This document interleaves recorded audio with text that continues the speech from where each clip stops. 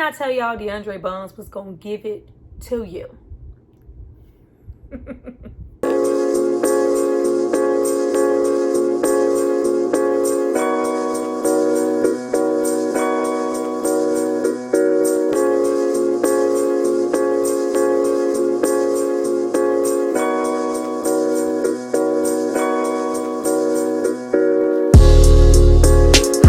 Welcome back to my channel. It's Tyra here with another struggle review, here to review the second episode of Snowfall. Now, why didn't I know that we were getting 2 episodes of Snowfall back to back? I guess I missed that bus, but since we did, I'm going to review it now. How do I feel about this episode and, you know, us moving forward into that 3rd episode? Before we get into that, I need you guys to drop down and subscribe to my channel and like this video. I'm going to give you guys a moment to do that, and then we're going to come back and discuss all things. What the hell did Scully drop into his ear?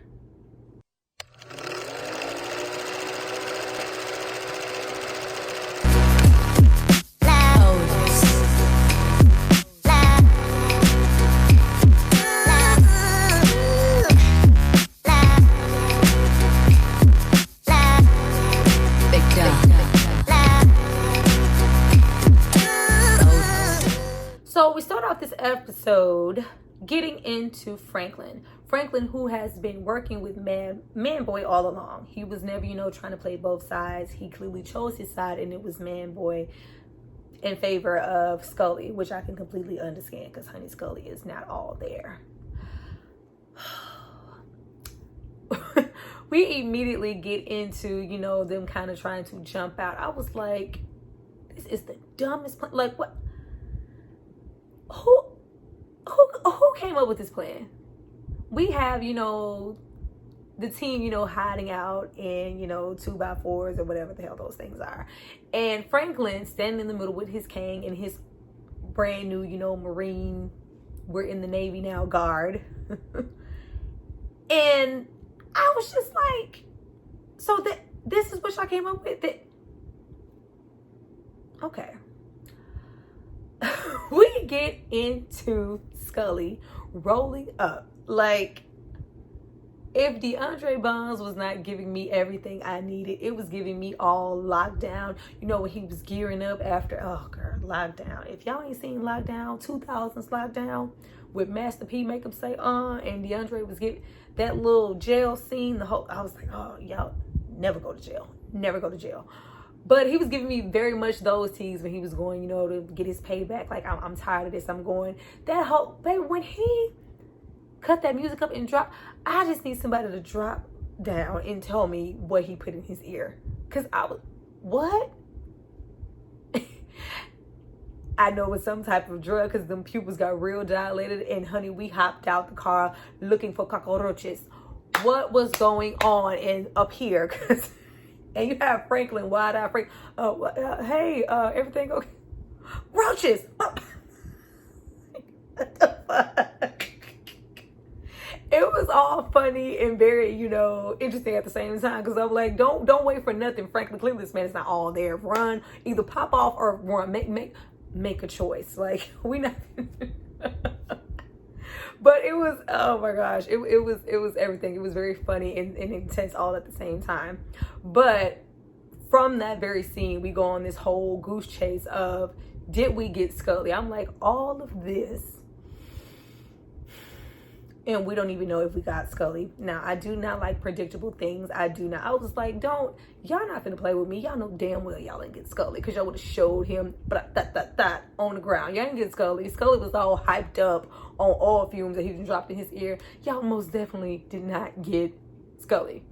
And we also, you know, we get back to them, you know, getting back and, you know, recovering, going to the club. Jerome caught a body, y'all. Jerome shot. I was like, oh, Jerome shot somebody?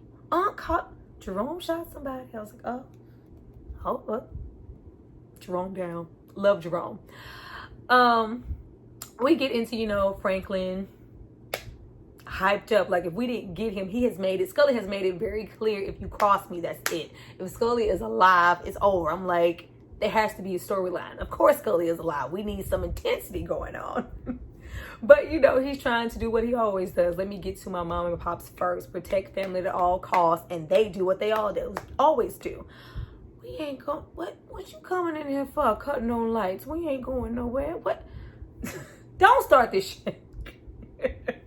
Don't start this. Get into the severity, family. This is not Lil Franklin no more, bringing you a couple of lottery tickets from the store. Get your asses up and go to the inn, the hotel, the Mosey Rose. Get up and go. No, we ain't going. Ain't nobody taking me out. Get... And Franklin's done because he curses.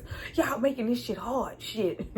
And of course, you know, Jerome does want to go in and, you know, consult with his sister, console them, really try to pull them in to go, no, this is serious. Get your asses up and go. But of course, he doesn't feel welcome to, because she is still blaming them for what happened with her son.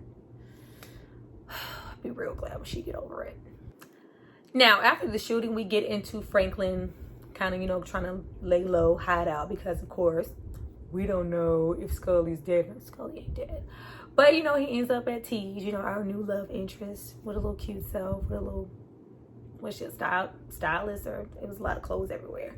But I remember her from the past seasons, but I don't like remember her because we didn't get a whole lot of time with her. We just saw her briefly and it was like, oh, he got somebody, a little interest besides Mel, and then she was gone. But Franklin, you know, being Franklin, thinking first, he's like, you know, she's cute, she cute or whatever, she fucks with me, I can hide out here. But yeah, don't you have a friend of a friend of a friend who knows Scully and you can tell me if you're alive or not? And her, you know, showing her loyalty already, like, yeah, you know, I'll do it. I was like, oh, you might have got you one because the other one shot you in the back. Now we instantly, you know, get into him meeting up with Man Boy, who says, I shot him myself. I love this little sidekick that they have with him. Like, who is this little peon ass sidekick with Man Boy who messed up the plan already, hopping out like he was Thorny Montana? Get your little ass back in there. But he says he shot him himself, and it's just like, did you really? And then they go to the flashback and he's just falling back and it's in a whole cloud of smoke. You ain't shot shit. But I'm gonna roll with the episode though. Now in this episode, we really get more into, you know, they try to get us invested in Gustavo and him, you know, putting on his wrestling costume, you know, for a party and with his family, you know, the guy in the wheelchair, his wife.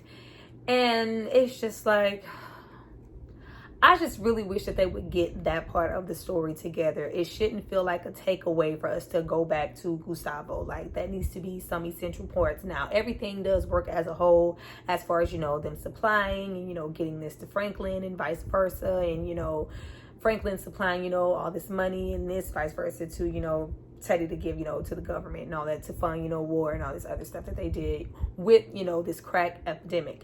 But it's just like, all right, so when we do have the time and the officer has made it very clear, you know, I don't want the little penny any money. I want $100,000. And, you know, of course, Teddy is kind of blowing it off. Like, yeah, I'll see if I can give that to you. I'm like, Teddy does not care. But the way that the guy sit and, you know, talks to Gustavo's family, like, he didn't talk to Ted. He didn't, like, he goes straight for the man in the wheelchair. You know, how did you get there and how? And it's just like, see where this is going. Like, get the man his money. Get him his money. Then we cut into who? Scully, alive. Wow, didn't see that coming. Of course he's alive. And of course he's kicking and trying to remove a bullet in the house by himself on the couch. I was like, once again, giving me lockdown tease when he hit, woo! Crucifying motherfuckers wrote oh, okay. Crazy. And of course we get that, I want Franklin staying dead. Of course we do, of course. Then we get into dumbass decision making on Franklin's part. It's like, after he's made aware that, of course, because T comes, you know, to the club and says he alive and he mad, he pissed. Hide your kids, hide your wife. He goes to that crooked ass, bogus ass, dirty cop and says, I will pay you this and the third, and this is where they are. I just need you to get rid of them. It's better for me. Frankly, I'm starting to question your judgment, sir. We already had this horrible jump out situation looking for cockroaches. And the only thing you could think of was to go to this cop. Bring back Smart Franklin real fast, because no. We also spend a little time with Leon in this episode, even though they are, distant right now. Franklin, of course, is going to have his back to say, this is what's going on. I need you to watch your back. He is, paging Leon and all this stuff. Leon is ignoring him because he's having a bitch fit because his supply is low and he doesn't have a plug. You knew you didn't have a plug when you told Franklin that whole scene with them trying to, they all just look like such little kids. With everything that's happened in the story, it's hard to forget that these are like they've been 19, 20, 21, like they're still really young, and they're meeting up, hey, but they said my essay partners was over here, and they're like, this is set up, this is walk your ass up. Like it was very funny. But once again you see that Leon is very inadequate as far as trying to get a plug to handle what he needs to, and it's frustrating. Then we get back into the officers, of course, seeing that they're outnumbered and outgunned, and it's an unsafe situation. It's not worth the waste. The cops feel like, oh, he's trying to set me up. And this, falls back on Franklin's family, his dad, who is, running that homeless shelter. And he goes, tell your daddy to tell your son to tell your mama. I said, gets him, that Kevin Hart. No. Says, you can double it. And, they want no parts of it. And dad is still standing there. You can tell my son. Oh, Lord. They still want to act like Franklin Saint is a saint. It's gone. But I love, they, even with everything going on, they still make a point to show us, things happening as a result of the crack. We have him helping the family, the one, who's lost. Clearly, I feel like lost his wife, to her being addicted to crack. And it's like, we're here and we can feed you. We can do this. Don't worry. She'll come back. Yeah, I need you to believe that. I love that we do get little inklings of that. We also get Miss Irene coming up short of clearly Mel said, I'm walking with the Lord, bitch, bye. And Irene didn't come up with nothing. So she's grasping at everything, trying to figure out who's helping Franklin. How does he have, these offshore accounts and this and all this money and donate?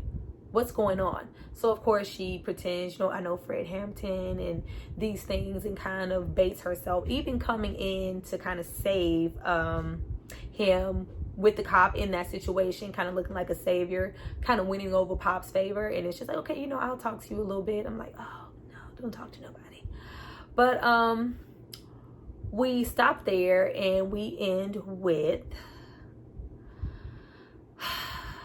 Gustavo's family getting murdered. I was like, damn, we saw them for all of 5 minutes. And 100K, written in blood. And of course their son is missing and Gustavo's, a wreck looking. And I'm like, this is really, sad. It's gripping. And it's just like, y'all got to get me more invested into Gustavo, because I'm just not. I don't know if it's just me. I'm just like. We also get into mom. Franklin mom made the smartest decision that I have seen anybody make in these last 2 episodes.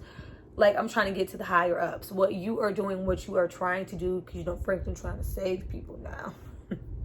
On the streets is not working. I'm trying to get close to the people in power, people who can maybe do something about what's going on the streets, and also protect us when shit comes our way. Her making that donation and trying to get close to congressmen and mayors. Smartest decision. Other than that, stupid. Everything else was stupid. But you guys, that was my quick take on episode 2. I am looking forward to episode 3. It looks, a little interesting. We get, into that dirty cop and, mom getting arrested and all that stuff. And, that's going to piss Franklin off. I'll always love my mama. She's my favorite girl. Franklin loves his mama. So that's going to be a good episode. I am really going to try to really get invested into Gustavo and Ted's situation. I'm always, Ted is more of, really key to the plot. But Gustavo is just be like, Where's Lucia? we know where she is, you know. But tell me what you guys thought about the episode. Drop down below. Tell me what you think is gonna happen in the next episode, or further down the line in the season. Tell me what you think is gonna happen with Mel, because I'm curious about she all walking with Jesus now, but she ain't forgot. I'm sure Mel is still pissed. But that was my review of this episode. I hope you guys enjoyed it. I see you next time. Bye.